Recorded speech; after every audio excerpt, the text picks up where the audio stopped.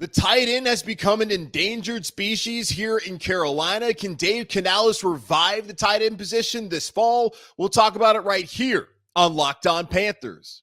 You are Locked On Panthers, your daily Carolina Panthers podcast. Part of the Locked On Podcast Network, your team every day.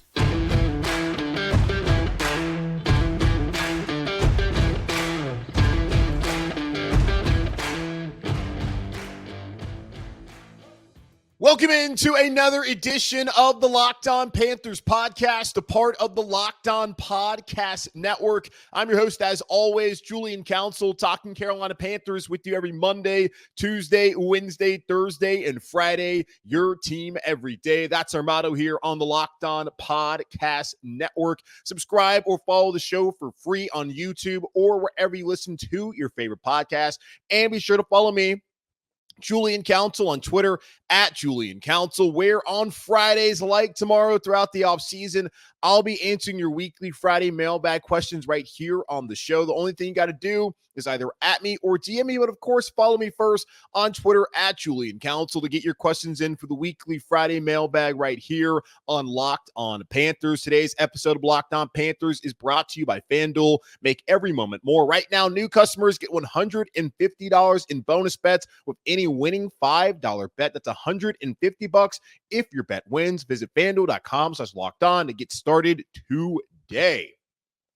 Continuing our position evaluations again today, let's focus in on the tight end position. A year ago, when Frank Reich came to Carolina, we were thinking that tight end, which has been an endangered species since Matt Rule walked into these doors back in January 2020, that the tight end would be revived, that we would start to see guys like Tommy Tremble make some plays, maybe even see Ian Thomas make some plays, but especially see Hayden Hurst be a big-time receiving threat in this offense last year. The Panthers ran a ton of 11 personnel trying to feature Hayden Hurst, who had a great week one, but after that, the tight end, well, went away. It looked just like it looked back in 22 and in 21 and 2020. It's looked like it's looked really since Greg Olsen started having all those broken foot problems back at the end of his career here in Carolina. So the hope is now with Dave Canales coming in from Tampa, having spent so much time in Seattle where they've used their tight ends a lot in the past under Pete Carroll, that possibly the Carolina Panthers can get back to having the Greg Olsens, the Wesley Walls, being able to have even a Dante Rosario. Can they get somebody who can make some plays at the tight end position? That would be nice to see. So let's talk about the tight end as we look at the Carolina Panthers roster heading into the new league year starting at 4 p.m.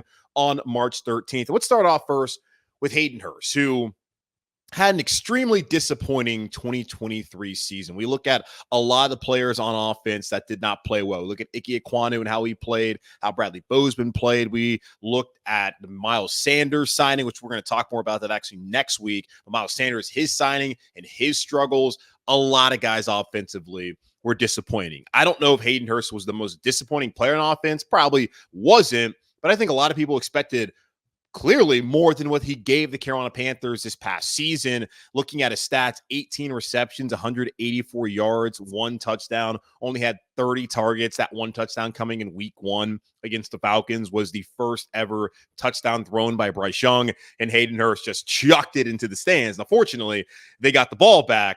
I suppose that was a bad omen moving forward because Hayden Hurst did not have the season that a lot of us thought he would. His overall Pro Football Focus grade was a 44.7, which is 68 out of 72 qualifying tight ends. His receiving grade was a 53.1 out of 43rd out of 49 qualifying tight ends. His run blocking grade was an atrocious 28.3. That's not all that surprising. Talking to Mike Hay of the Charlotte Observer when we spoke about Hayden Hurst in that signing, one of the big things he brought up is a reason why Hayden Hurst has bounced from Atlanta to Baltimore, maybe it was Baltimore to Atlanta, then Cincinnati to Carolina, is he's a below average run blocker. It's great to be a receiver, but at certain times they're going to ask you to be able to help out in 12 personnel where there's 2 tight ends and be able to help in the run game. And Hayden Hurst showed last year in the 9 games that he played that he could not do that for the Carolina Panthers. Looking even more in depth at his stats, looking at Pro Football Reference, he had a 46.9 receiving success rate. That's the lowest since his rookie year. His catch percentage was a 56.3, the lowest of his career. Just went from a year in Cincinnati where he posted some career highs in certain categories to posting career lows this past year in Carolina. A massive disappointment, and unfortunately suffered a concussion, missed the final 8 games of the season due to the effects of that concussion. His dad went out on Twitter and talked about how Hayden Hurst was having trouble remembering things. I was sitting here on the show wondering, do you really need to be doing this whole football thing anymore, Hayden, or should you take a step back, worry about your health? You have money, a lot more money than a lot of people listening to this show are ever going to have. Worry about your health, man, because that's something that you don't want to mess with, especially your brain. We know how serious concussions are nowadays. We've seen players here in Carolina like Luke Kuechly had the problem with the concussion. Dan Morgan, who's now the general manager / president of football operations here in Carolina, have that issue during his playing career that cut that short. I hope the best for Hayden Hurst, whether he's going to be a Panther, whether he's going to move on elsewhere, or he's just going to decide to retire.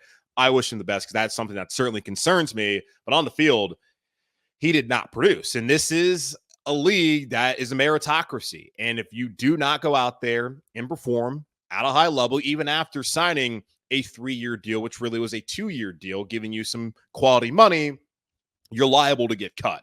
And he certainly is a candidate to get cut once new league year starts. Even before that, as you're already seeing some teams around the league begin to make some of those cuts, and I expect the Panthers will be a team that's going to start wheeling and dealing. I do think that they're waiting to see what happens with Brian Burns first before really starting to make some of those moves, because they need to know whether they're going to be able to extend him to a new deal or if it's going to have to be the franchise tag before they can really decide, okay, what's our plan of attack as far as opening up some cap space so that they can build out this roster, which was the worst in the NFL this past season. Looking at the numbers on Spot Track, the place for contracts, Hayden Hurst, if you were to release him, the Panthers, if they were to release him today until March 16th, it would be a $9.8 million dead cap hit in 2024 and then $193,000 that they would save. That's it. Not a ton of cap savings, but you're not losing money. There are certain situations where if the Panthers cut a player, they're going to lose $1-2 million against salary cap. That is not what you want at all. You also don't want to carry a $9.8 million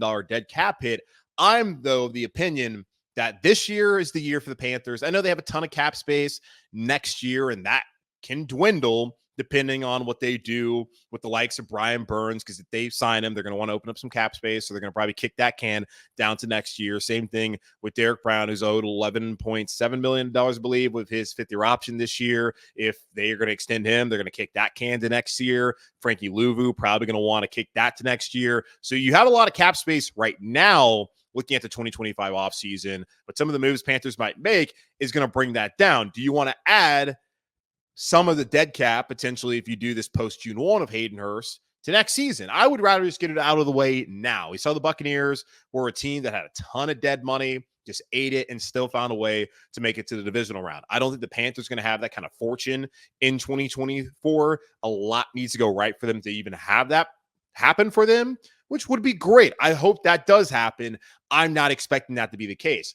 Just eat the money now and stop pushing it down the road, which is something the Panthers have been doing the last couple of off seasons. And it's just continued for the Panthers to still be one of the worst teams in the NFL and then come back to next year and not have a ton of cap space. $28 million is solid cap space, but that all can go away quickly if Brian Burns is not extended, and then depending on how some other things play out here. So if Hayden Hurst, I don't really see much argument to keep him. After the way he's played, he's not giving you too much as far as run blocking. Why not go out there and get somebody who's more familiar with what the system is going to be here moving forward, especially since there's some options in Seattle that would make a lot of sense, and we'll get into those later on the show. I just say eat it. It's unfortunate for Hayden Hurst. He's getting his money regardless. So he got a ton of money guaranteed. He probably needs to hang it up. Now, if they do not cut him, or say they do it post June 1, rather, here is just a breakdown as far as dead cap: $7.8 million in 24, $2 million in 2025, and you're only saving $2.2 million in 2024, and that's still $2.2 million that you can't utilize until post June 1. Now, if they're able to trade him, I don't know if that's a high possibility. It might be one of those things where you trade Hayden Hurst and then you have to give up a high draft pick just for a team to be able to take that on. they would save $5.9 million. They trade him by March 16th. If they trade him after March 16th, all the way up to June 1st, the Panthers would save $3.7 million. Maybe that's something that's a little bit more palatable to teams in the NFL as far as just how the contract breakdown would be. If that's the case, I feel like Hayden Hurst has played his last game as Carolina Panther. I think that should be the case, whether they're able to trade him or they just flat out cut him and they only save less than $200,000 against the salary cap.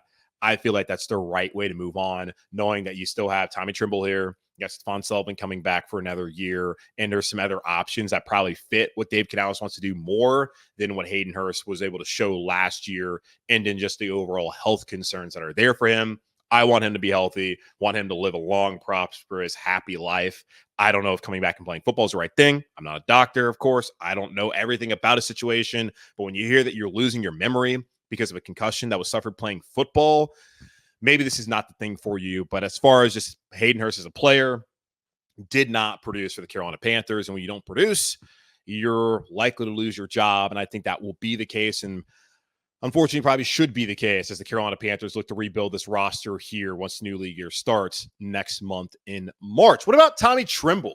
Can he finally take the next step here in Carolina, entering into his final year of his rookie deal? And Ian Thomas, he's been here since Matt Rule. He was here for Frank Reich. Will he be a part of Dave Canales' team as well? Or is he going to be a cap casualty? We'll talk about that here in just a moment on Locked On Panthers.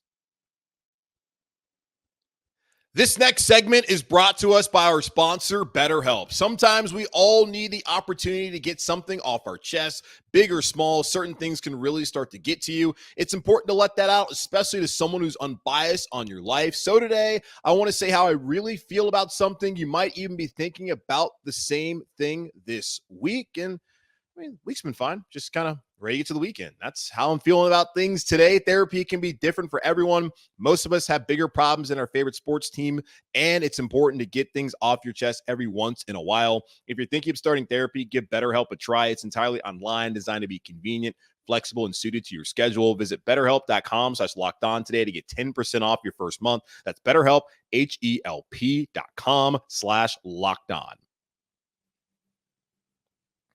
Panther fans have been waiting a while for a replacement to Greg Olsen, who was one of the best Carolina Panthers, maybe even a borderline Hall of Famer. We'll see how that works out. And an excellent broadcaster. Really hate that Tom Brady's going to take that man out of the number one booth at Fox. Somebody's got to go gobble up Greg. Maybe get Kirk Herbstreit off of Amazon on Thursday Night Football. Now, those are terrible games, but maybe get Greg there instead. He needs to be in a spotlight on primetime games every single week during the NFL season. He's an excellent broadcaster. He'll be able to work with, I forget who the number 2 guy there at Fox is, Joe Davis, who's really good. He'll be able to take that job. Now, it means somebody's going to get bumped down, and that would still be an excellent broadcast. I'm sure Brady will be fine. It's just unfortunate. That's just my 2 cents on the whole Greg Olsen situation playing out at Fox. But the Panthers have been looking for someone to replace him for a while. We thought early on when Greg Olsen went down, Ian Thomas stepped up and was like, okay, here's something. Ian Thomas looks pretty good. Looked fine the next year when Greg once again went down with an injury. So it was 2018 and in 2019. Then when Greg went to Seattle, Matt Rule came here. Joe Brady brought his offense. We did not see the tight end at all. Ian Thomas did not see production from him. Chris Manhertz, also known as Martinez, once upon a time in that Monday Night Football game, didn't see much from him either. The tight end position has been close to extinct. It's endangered right now. And another season, it may end up being extinct here in Carolina. I don't think that's going to be the case, but I would like to see the Panthers be able to get back to having those reliable pass-catching threats at the tight end position. That has just not been the case over the last couple of seasons. Tommy Tremble, he has been the recent guy the Carolina Panther fans felt, okay, Tommy Tremble, you saw at Notre Dame, good run blocker, someone who showed the flashes of athleticism that maybe he could be a pass-catching tight end once he got to the NFL, a little bit of development, and that really has not been the case. 2023 stats for Tommy Tremble, 32 targets, 23 receptions, 194 yards, 3 touchdowns, had a 50% receiving success rate, had a 71.9 catch percentage, which had to have been the best catch percentage on the team. We talked a lot about that. Adam Thielen had a high catch percentage, and then you look at guys like Jonathan Mingo had a very low catch percentage. That's quality to see out of Tommy Tremble. And really what you need to do is kind of focus in on the final 8 games of the season. Now, he missed one of those games, so the final 7 games that he played, but the final 8 games of the season, Hayden Hurst was not out there for the Carolina Panthers. Tommy Tremble then became that top tight end player for the Panthers. Even before then, he was kind of taken over as the starter, as Hayden Hurst had struggled to adapt to the new scheme and just did not provide what the Panthers paid him to provide last year. Tommy Tremble in those final 7 games that he played had 20 targets, 12 receptions, 121 yards, and a touchdown. And that's the bulk of the stats that he put up last year.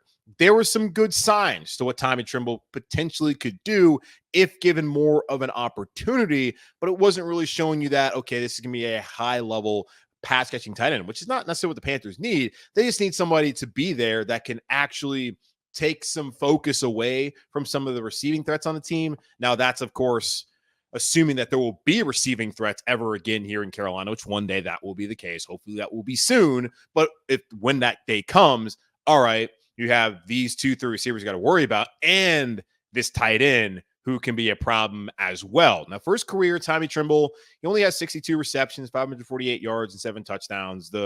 Even just the middle tier tight ends, they do that on an annual basis in the NFL. That's what his career has been so far. And you look at his PFF grades last year, 55.6 overall, 52nd out of 72 tight ends. His receiving grade was 32nd out of 49 tight ends. And these are all better numbers than Hayden Hurst put up last year. His run blocking grade was surprising when a lot of the thought is this is a above average run blocker. And that's really what his calling card is as a tight end. Coming out of college, that was the case. Coming to the NFL as a first-year player, that was certainly the case. He only had a 44.5 last year. That was the lowest of his career. It's actually declined since his rookie year. It was in the 60s and went down to the 50s, now down to the 40s. He's becoming worse as a run blocker. Just that's only one metric looking at it. And when you watch the games, it feels like Tommy Tremble is effective. But last year, that really wasn't the case. And it's not like the Panthers played too much. 12 personnel played a lot of 11 personnel last year, which is 1 running back, 1 tight end. Tommy Tremble ended up being that main guy. Now into 2 tight end sets. Possibly he was better than that. Couldn't really find anywhere online that could give me more of a breakdown as far as that goes. That's how Tommy Tremble performed last year and has performed so far in his career. And the question really could be, can he take that next step? I would probably argue no. No, I'm going to argue no, just based off of what he's done so far in his career. And even last year, he was talking about during OTAs. And this is why anything that's said during OTAs and mandatory minicamp doesn't really matter. And Frank Reich was even saying it. You don't know until the pads go on. And once the pads came on, Tommy Tremble was basically the same guy he's been for the first 2 years of his career in Carolina. We, at this point, know who he is. There's a hope that maybe Tommy Tremble can add some more to his game. But that's more hope than actual reality, what's probably going to happen. Now, I can't rule it out. I would be surprised if that will be the case for Tommy Tremble in 2024. And another thing I think about, so he played tight end at Notre Dame. Look at all the guys that have come out of Notre Dame. Like Matthew Mayer was outstanding as a pass catching tight end. You had Kyle Rudolph, who's a pass catching tight end. Tyler Eifert, who's a pass catching tight end. There's a long list of those guys that have gone, that were great pass catching tight ends at Notre Dame, came to the NFL and had success. Tommy Tremble was a blocking tight end at Notre Dame. That was throwing the ball to him was not necessarily what they were trying to do at Notre Dame. And now it's pretty much the same thing. Cole Kmet was another guy who caught a lot of passes at Notre Dame. I just don't know how many guys have gone from college where their primary assignment as a tight end was being a blocker to then coming to the NFL and in develop. And this is one of the positions where people talk about quarterback and tight end are some of the 2 most difficult positions in the NFL to go from college to the NFL at and have success. So it takes some time. He's still developing. It's not to say he can't eventually do it, but when he wasn't really doing it in college, as far as what people would like to see, I have a hard time believing that now in year 4 and even year 5, year 6 in the NFL, that all of a sudden it's just going to click for Tommy Tremble that he's going to become an average to above average pass catching tight end. Even George Kittle's numbers weren't huge at Iowa. We know what Iowa tight ends do. Well, Noah Fant, TJ Hawkinson, Kittle's outstanding. You've seen what those guys have done. Scott Chandler back in the day with New England. You've seen what those guys have done once they get to the NFL. That Notre Dame tight ends have done it as well. but Tommy Tremble wasn't one of those Notre Dame tight ends. Not to say he can't eventually. I just wouldn't be banking on it, but I do think that he can still add some value as a second tight end and maybe even a 1A, 1B situation if that's what the Carolina Panthers want to have next year. Now, what about Ian Thomas? What's his future in Carolina? I don't think Ian is going to stick around any longer, especially with the cap questions and what's going to happen with Burns and his contract. If you look at Spot Track, Ian Thomas pre-June 1 release, it would be a $3.7 million dead cap hit. The Panthers would save $2.2 million. To me, that's a no-brainer. Tommy Tremble had already taken over as a tight end, even when Hayden Hurst was still healthy. You saw guys like Stephon Sullivan getting more opportunities than Ian Thomas, whose snap count really went down with the previous staff. Now, new staff in place, he has shown who he is. The rookie year, what he was doing, that was an anomaly. Now, Cam was still playing quarterback. Cam was still healthy. But after that, we have not seen it. The quarterback play has not been great. We totally understand that. I just don't think Ian Thomas is someone worth keeping around as the Panthers bring in a new staff, and then they have some other guys who make more sense and who have played better and are cheaper, quite frankly, than Ian Thomas would. So Ian Thomas, appreciate your service here in Carolina, but I'm going to have to bid you adieu. Now, Dave Canales spent a lot of time in Seattle, was in Tampa last year. Let's take a look at what the Bucs tight ends were able to do and look at some of the other options out there for free agency and find out whether Dave Canales can, in fact, revive the tight end position here in Carolina in just a moment on Locked On Panthers. The wait is almost over. North Carolina, FanDuel, America's #1 sportsbook, is coming to our state. On March 11th, we'll finally be able to bet on all our favorite teams and all our favorite sports. With FanDuel, there's tons of ways for you to get in on the action. You can bet on everything from the money line to over-unders to which team will win this year's Tobacco Road rivalry, all on the app that's safe, secure, and super easy to use. Plus, with live betting, you can even pick what player will put up the next bucket and the one after that. See for yourself why FanDuel is America's #1 sportsbook. Just go to FanDuel.com/lockedon so you can be the first to know when FanDuel goes live in North Carolina. That's FanDuel.com/lockedon. Make every moment more with FanDuel. Everyone wants to know whether Dave Canales can get Bryce Young to start playing at a high level. We saw what he did with Geno Smith in Seattle, helping Geno get paid. We saw what he did with Baker this past season, helping Baker. He's going to get paid at some point in time here in the next coming weeks. Baker get to a Pro Bowl, help the Bucs get to the NFC divisional round. They had success this past year. So we're all focused on what's going to happen with Bryce Young in the quarterback position. We're wondering what's going to happen with the wide receivers and the running backs and the offensive line. I'm trying to figure out, can Dave Canales get something out of these tight ends more than just go out there and block for the run? Can Dave Canales utilize the tight end in the pass game? Matt Rule with Joe Brady as his OC didn't do that. Jeff Nixon, when he was the OC after they fired Brady, didn't do it. Ben McAdoo, that never happened. Last year with Frank Reich, then Thomas Brown, then Frank Reich, then Thomas Brown, that never happened. I'm just a simple man who wants to see the tight end position back here in Carolina being utilized in the pass game. That's all I want. We've watched it for 25 years. It was great. And then the last couple of years, it has been, not great. So, Dave, can you do it? Let's look at what the Bucs tight ends did last year. Bucs tight ends in 2023, they had 81 targets, 55 receptions, 505 yards, 5 touchdowns. Now, Cade Otton, he had 67 of those 81 targets, 47 of those 55 receptions, 455 of those 505 yards, and 4 of those 5 touchdowns. Really?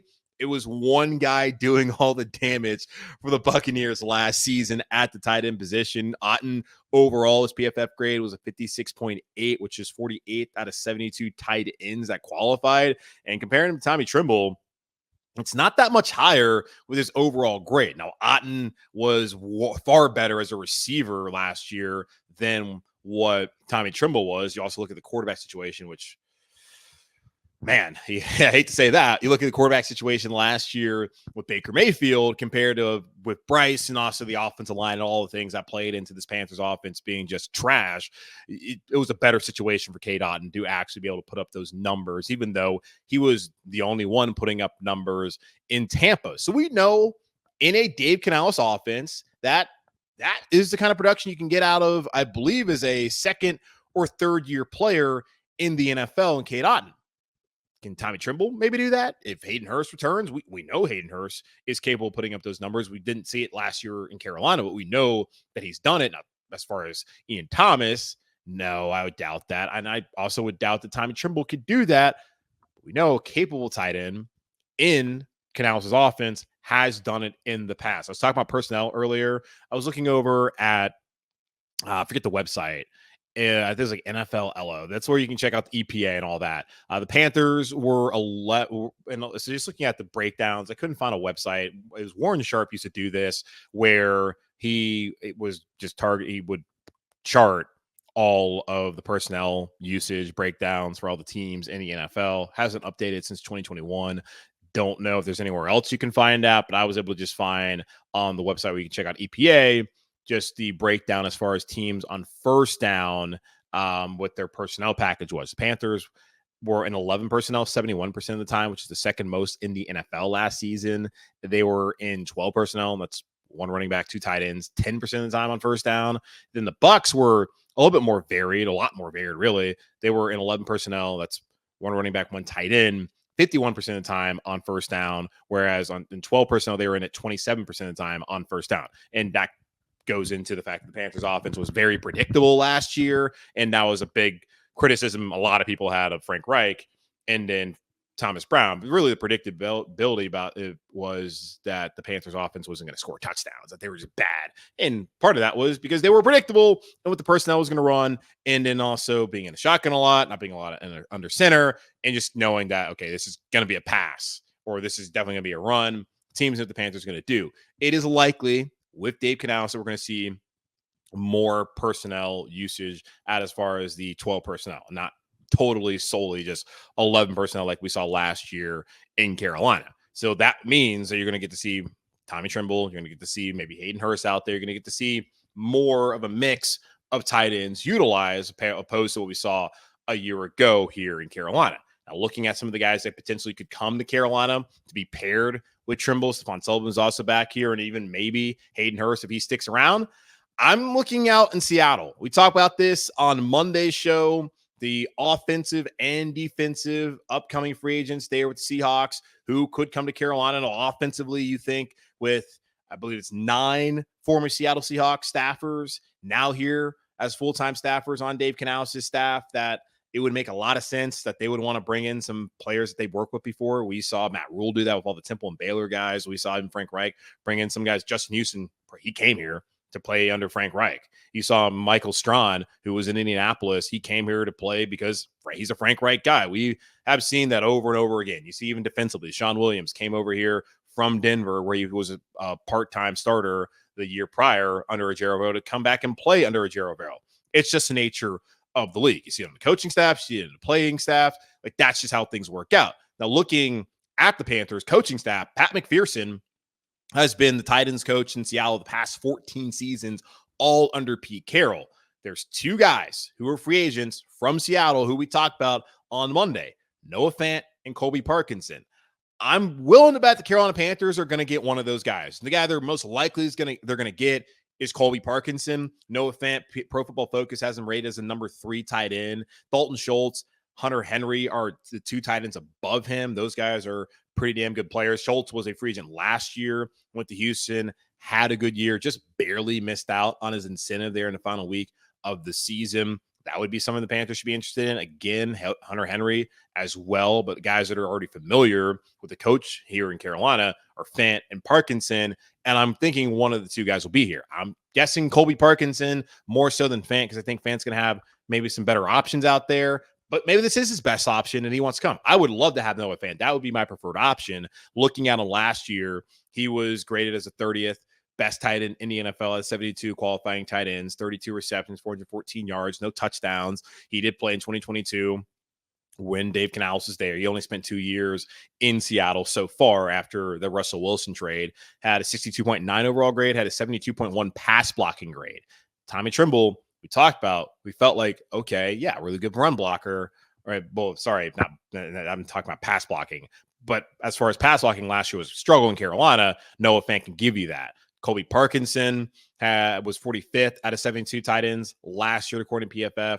57.4 overall grade, 69.5 pass blocking grade, another strong pass blocker, a 64.1 run blocking grade. That would be an upgrade from what the Panthers have right now based off of just last year. 25 receptions, 247 yards, 2 touchdowns. Not as much as a receiving threat. Out of Stanford, we've seen some good tight ends come out of Stanford. Noah Fant out of Iowa, we've seen some good tight ends come out of Iowa. You got an Iowa tight end paired with a Notre Dame tight end. Feel good about that. You got a Stanford tight end paired with a Notre Dame and maybe an Iowa tight end. That would be great. I'm thinking that one of these guys is going to be a Carolina Panther. You cut Hurst, you keep Tremble, you got Stephon Sullivan coming back. You probably go find some other young guy to come in, and then you bring in a veteran like Fant, like Parkinson, and having Pat McPherson here is a big selling point for the Carolina Panthers. That plus, Dave Canales, who obviously these guys have somewhat of a relationship with. Maybe not the most experienced relationship, but they have a relationship with Dave Canales in some manner. So I think Dave Canales, he's shown last year that when he has somebody who's capable of making plays, he can get the most out of them. And we know that guys like to stick with their guys, and I think Noah Fant, Colby Parkinson are two clear candidates to come to Carolina. Hope it works out, and hopefully the Carolina Panthers can find a way to bring back the tight end in their passing game in 2024. But that's going to wrap up this edition of the Locked On Panthers podcast, part of the Locked On Podcast Network, hosted by yours truly, Julian Council. Again, y'all subscribe or follow the show for free on YouTube or wherever you listen to your favorite podcast. And be sure to follow me, Julian Council, on Twitter at Julian Council, where on Friday I'll be back again to answer your weekly Friday mailbag questions, either at me or DM me over on Twitter to get those questions into me now. But in the meantime, be safe, be happy, be whole. As always, keep pounding, and I'll talk to y'all on Friday.